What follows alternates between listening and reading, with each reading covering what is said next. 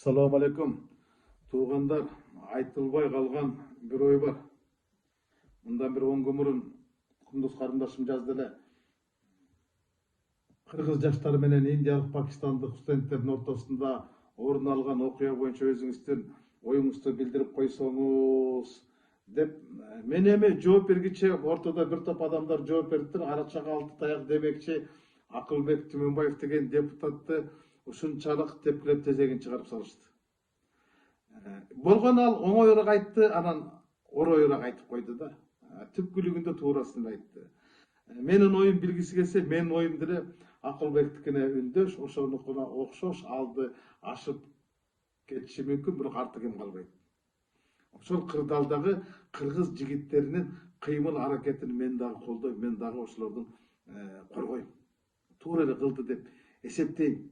Бул боюнча мени эми тепкиге алышат. Жана Акылбек мындай баягы коркуп айтпай койгуча козутуп айтып койгон жакшы дегендей болуп, ооруну жашырсаң өлүм аш келет дегендей кылып айтты да. Анан аны азыр тепкилешип атпайбы? Улуттар арасында кастыкты козутту, анын жоопкерчилигин караш керек, жоопкерчиликке тартыш керек, президенттин кудасы эмнеге мындай сөздү айтышы керек дегендей кылчу. Эми ал өзүнүн пикирин айтты да. Пикирин айтты, туурасын эле айтты. Эми каршы пикир, жакшы пикир кошо жүрүбөш керек да, аны эл бирлик пикирде болбош керек да, эл ар кандай пикирде болуш керек. Эмне үчүн ал жакшы деген киши жаман болуш керек да, каршы деген киши жакшы болуш керек. Аны убакыт таразалайт. Биз келечекти мылтык менен атсак, тарых бизди замбирек менен атарды эстен чыгарбашыбыз керек. Анан улуттар арасында кастыкты козупту дегендей сөздү айтып атпайбы эми? Мындай да, катылгандын катыгын бер, жаман үйдүн коногу бийлейт, тийишкен бала ыйлабайт деген сөздөр бар да бизде. Өлөр эчки койчумандын таягына сүйкөнөт деп айтасыз го, бирок ошолордун арасынан катылгандын катыгын бер деген сөз бул кыргыздын намысына болгон ураны, кыргыздын намысына болгон куралы да. Буну ата бабаларыбыздан бери айтылып келаткан улуу сөз да. Улуу чакырык, бул улуу чакырыктын улуусун уран деп коет да. Бул эми маселе мынтип айтат да, камкордун күлүн сапырып, катыгын берип, колуна тилегин таштай катырып дейт. Эми Манастын бала чагын баардыгыбыз окуганбыз. Манас атабыз деле ошо жанагы 40 досу менен ордо ойноп чик ойнотканда Кытайга алмак манжудан 80 бала келиптир, сес көрсөтүп калыптыр, 80 ичинде баарын укканбыз да, кандай кылып катыгын берген. Ошондон бери уланып келаткан бул улуу сөз да туурабы? Анда эмне Манас атабыз дагы бандит болгонбу? Азыркы балдардын баардыгы бандит кылып салбадыкпы? Намысын коргоп чыккан кыргыздын балдардын баардыгын. Анда манасчыларыбыздын баардыгы мындай кастыкка, улуттар арасында араздашкан, кастыкка козуткан адамдар болуп чыгып калабы? Буну кандай сиздер кабыл алдыңыздар? Мен маселе буну туура эмес эле көрдүм. Анан адам башка көп эле мисалы мындай деген дагы ырсаптар бар да. Касы келсе кашына, жеңген кыргыз катылгандын катыгын берген кыргыз түтөп күчөп түгөнөр кезде дагы тебелетпей намысын келген кыргыз, ааламда жок таянарым сенден башка, айланам сендей улуу элден кыргыз. Эмне деген керемет ыр, эмне деген жүрөктөгү сыр. Мына ушундай улуу ырды биз бүгүн улуттар арасында кастыкка араздашып болгон, кастык козуткан нерсе деп алып салышыбыз керек. Менин жеке пикиримде бул окуяны бир тараптуу карап салышты. Бир тобун камап салышты. Көрдүңүздөр да. Кече ошол окуяны кырдаалга жөнгө салган кызматкерлер кызматтан алышты, милицияларды. Ал ортодо кечирим сурап барышты. Жөн барбай куржундарын асынып барышты. Пицца менен устукан тартышты. Кечирип койгула, иттик бизден кетти деп. Иттик бизден кеткен жок да, иттик алардан кетпеди эле. Onun içindeki okuyaka emnege bağ vermeymiz. Tartılgan tasmanı bardığız körbedik, koluna emne gelse oşo menen Kırgızdın baldarın çımınday jan çırkıratıp savaştık o. Takis baldardı turabı. Oşogo hiç kандай çara görülbegenden keyin 5 günden keyin 5 күндөн кийин анан кыргыздын балдары чыгышпады, намысын коргошуп туруп. Ошо 5 күнгө чейин алардын элчиси, башчылары, жакшылары ошол кыргыз таксиден кечирим сурап койсо, каршы кояман болуп баардык ордо ордуна карап эле калды. Эми окуя жөнүндө айтсак, окуя анчалык деле бир чоң жаңжалга алып келген жок. Адам өмүр менен, өлүм менен аяктаган. Болгону бир хулигандык болуптур, эми мушташ болуп кетиптир. Эми кыргыз болуп кеткен канча деген кырдаалдардын өттү эле башынан. Эми бул жерде мен таң калганым ушул болуп атат да, эмне үчүн Пакистандын дүйнөдө калкын саны боюнча 5-чи мамлекет да, ошонун премьер-министри, анан кийин тышкы иштер министри бул окуяларга мындай өзүнүн пикирин айтты. Бирок биздин премьер-министр пикирин айтканын уккан жокмун. Алар ушунчалык актуалдуу маселеге айлантып салышты. Алар Кыргызстанга дагы келип кетишти. Мына ошолордон коркуп калдыкпы, же чочуп калдыкпы, же чочутуп алдык дедиби? Бир тараптуу эле кыргыздын балдары менен кошо кыргыздын намысын дагы биз бир жакта эле мындай эле шилтеп салдык да.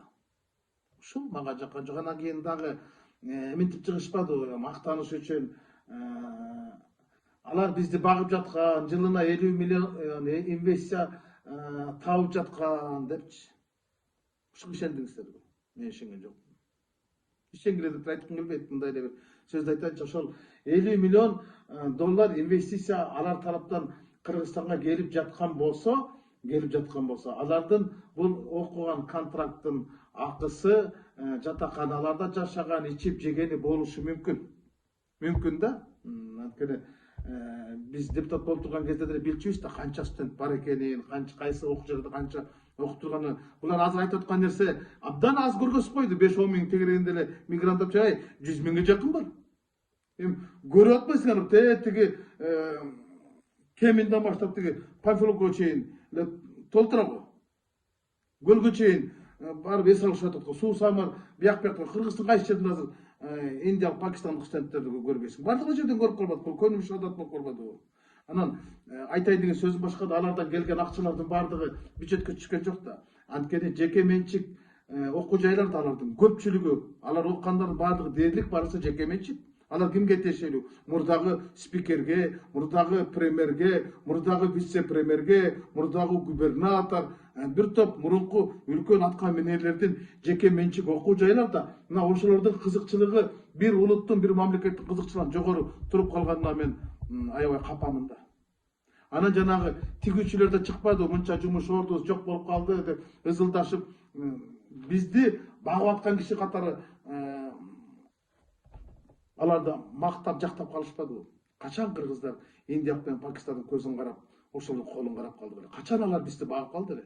Кыргыз кылымдардан бери өзүн өзү багып келатпады беле?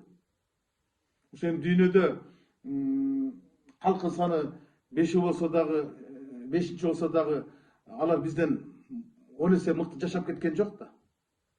Туурабы? Анан дагы бир айтып чыкпадыбы? Биз маалыматтык нерседен алдырып койдук, бизди кыргыздарды алар тепкилеп басып кетишти, бизди жапайы калк кылып көрсөтүп коюшту депчи. Мен ушуга да ишенбейм. Ушу бир окуядан да кыргызды дүйнөнүн бардык элдер жапайы эл көрүп калыптырбы? Биздикиндей таланттуулар асыресе ал жактан чыкпаса керек го дейм. Ушу килейген 235 миллион калкы бар Пакистандан Париж Олимпиадасына 4 эле лицензия сор, 4 эле. Кымындай эле кыргыз деген мамлекеттен 10 спортсмен кетип атат го бизден Олимпиадага. Бул спорт жагын айттым.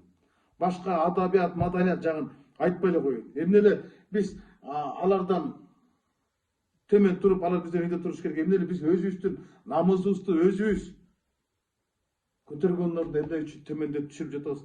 Мага ушундай нерселер жакпайт. Анан жан дүйнөмө да айтпайт. Айтып салам билем да, тарс эткисе элечи. Биз бүгүн кандай саясат? Кыргыздан башка жоосу жок. Бул чындык. Бирок кыргыздын ала тоодон башка тоосу жок. Бул да чындык. Тоолордон тоолор гана бийик болот дегендей, кыргыздан кыргыз гана улук болот. Кыргыздан кыргыз гана улуу болот. Кыргыздан кыргыз гана сулуу болот.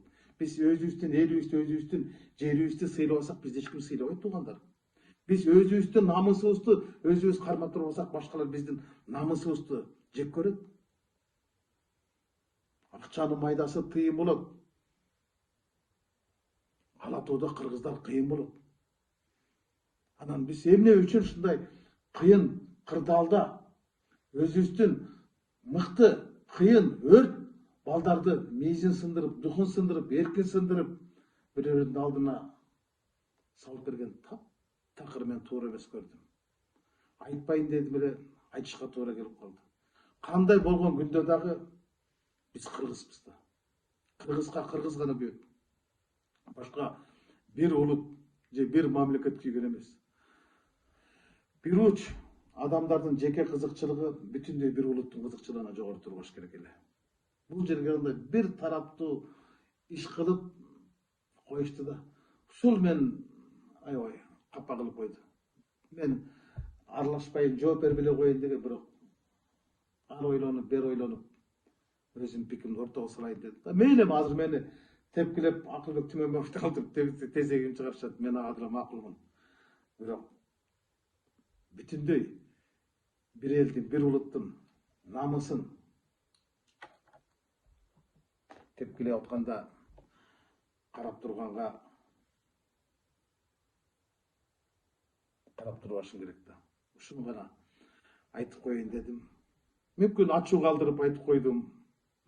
Мүмкүн бирөөлөрдү коркутуп койдум, мүмкүн бирөөлөрдү козутуп койдум. Кандай болгон күндө дагы бул менин жеке пикирим. Ушуну гана айтып койгум келди.